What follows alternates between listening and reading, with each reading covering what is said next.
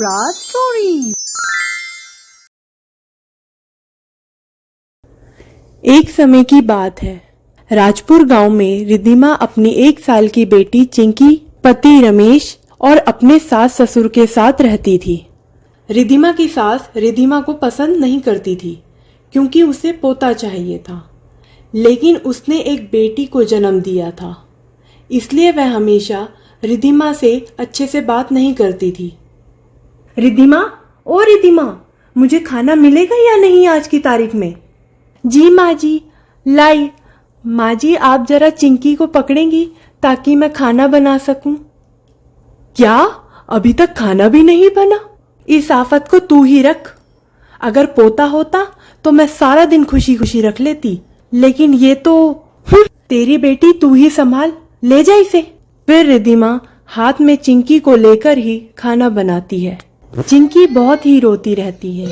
चुप हो जा मेरी बच्ची, रो मत। देख, मैं जल्दी से खाना बना लूं, फिर तुझे दूध देती हूँ। रो मत मेरी गुड़िया। फिर ऐसे ही दिन बीत जाते हैं। रमेश की कारखाने में काम करते समय जान चली जाती है। रिद्धिमा बहुत रोती है। ये क्या हो गया? अब हमारा क्या होगा? आप क्यों चले गए हमें छोड़ के? मेरा बेटा रमेश, ये क्या हो गया जी? अब क्या होगा हमारा? मैं तो पहले ही कहती थी, ये मनूज जब से हुई है तब से घर में कुछ सही नहीं है। देख लो, आज मेरा बेटा हमें छोड़कर चला गया। माँ जी, आप ऐसा क्यों बोल रही हैं? मेरी इस नन्ही सी बच्ची का क्या दोष? चुप हो जा और अपनी इस मनूज बच्ची को लेकर निकल जा मेरे घर से। माँ जी प्लीज ऐसा मत कहिए, मैं कहाँ जाऊंगी?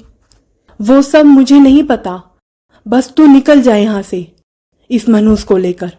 फिर रिद्धिमा अपनी बच्ची को लेकर वहां से चली जाती है। जैसे ही वह कुछ दूर निकलती है, बहुत जोरों की बारिश होने लगती है।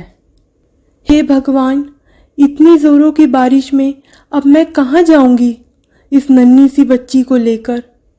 मेरा तो कोई भी नहीं है। फिर वह एक दुकान की छत के नीचे खड़ी हो जाती है और जैसे ही बारिश रुक जाती है, वह अपनी बच्ची चिंकी के साथ आगे बढ़ती है। चलते चलते वह जंगल की ओर चल पड़ती है और जैसे वह आगे बढ़ती है, उसे एक नक्शा दिखाई देता है और वह जैसे ही उसे उठाने लगती है, उसमें से एक चुड़ैल प्रकट होती है। चुड़ैल? देखो बच्ची, डरो नहीं, मैं तुम्हें नुकसान पहुंचाने नहीं आई हूँ। तुम तो मेरी बच्ची जैसी हो, मैं तुम्हारी मदद करने आई हूँ। मदद? कैसी मदद? मुझे पता है रिद्धिमा कि तुम्हारे ससुराल वालों ने तुम्हें घर से निकाल दिया है और अब तुम्हारे पास कोई जगह नहीं है रहने को। ये एक जादुई नक्शा है और ये सिर्फ उन लोगों की मदद करता है जो दिल से अच्छे होते हैं। शुक्रिया चुड़ैल जी। रिद्धिमा, तुम्हें रास्ते में चलते हुए कुछ सहायता मिलेंगी, तुम उनके कहने पर चलते जाना। जी चुड़ैल जी। फिर रिद्धिमा अपनी बच्ची को लेकर चुड़ैल के कहे रास्ते पर चलती जाती है। रास्ते में चलते हुए उसे सबसे पहले एक हिरण दिखाई देता है जो जाल में फंसा होता है। रिद्धिमा जैसे ही उसकी मदद करती है, वह हिरण एक साधु बन जाता है। शुक्रिया बेटी, मेरी मदद करने के लिए। सदा खुश रहो। भगवान तुम पर और तुम्हारी बेटी पर कृपा बनाए रखे। शुक्रिया साधु महाराज। यह कह के रिद्धिमा कुछ आगे बढ़ती है तो उसे एक पेड़ दिखाई देता है, जो कि कोई साधारण पेड़ नहीं बल्कि बोलने वाला पेड़ होता है। बेटी, बेटी रिद्धिमा। कौन है? कौन है? यहाँ देखो, ये फल खा लो, तुम्हें कुछ ताकत मिलेगी आगे का रास्ता तय करने में। शुक्रिया पेड़ जी। रिद्धिमा जैसे ही उस पेड़ से फल तोड़ती है, वह पेड़ एक बूढ़ी औरत बन जाती है और रिद्धिमा का शुक्रिया अदा करती है। अरे वाह, तुमने मुझे इस पेड़ के जीवन से आजाद कराया। तुम कितनी अच्छी हो बेटी।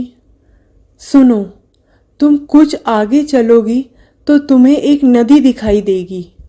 उसे पार करके तुम्हें जाना होगा और जब तुम वह नदी पार कर लोगी तुम अपनी मंजिल तक पहुंच जाओगी।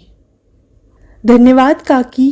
फिर रिद्धिमा जैसे ही आगे बढ़ती है उसे बूढ़ी औरत के कहे अनुसार वैसे ही उसे एक नदी दिखाई देती है और वह नदी के किनारे एक नाव होती है। फिर वह नाव में बैठकर आगे जाने लगती है। जैसे ही वह कुछ दूर जाती है उसे एक गुफा दिखाई देती है और वह गुफा के अंदर जाने लगती है कि उसे वह नक्शे वाली चुड़ैल मिलती है। अरे चुड़ैल जी आप? हाँ रिद्धिमा, तुम वाकई में एक अच्छी लड़की हो और यहाँ तक पहुँचते हुए तुमने ये साबित कर दिया। चलो अंदर, चलो आओ मेरे साथ। रिद्धिमा फिर अपनी बच्ची को लेकर चुड़ैल के पीछे पीछे जाने लगती है और वह देखती है कि वह गुफा सोना चांदी से भरी हुई है। इतना सारा सोना? हाँ मेरी बच्ची, ये सब तुम्हारा है और तुम्हारी बच्ची का। अब तुम्हें कोई परेशानी नहीं होगी और तुम अपना और अपनी बच्ची का खूब अच्छे से ख्याल रख पाओगी। तुम्हें कोई परेशानी नहीं होगी। मैं आपका शुक्रिया अदा कैसे करूं? मुझे समझ नहीं आ रहा। लोग चुड़ैल से डरते हैं, हमेशा उनकी बुराई करते हैं, पर आप बिल्कुल वैसी नहीं हैं। आप तो बहुत अच्छी हैं। हर चुड़ैल एक जैसी नहीं होती मेरी बच्ची। ये कहकर चुड़ैल गायब हो जाती है और रिद्धिमा खुशी खुशी अपनी बच्ची के साथ रहती है। Moral of the story: Do not consider girls less than boys. Girls are also good, so please proud, honor and respect them. Thanks for watching. Please like, share, comment and subscribe our channel.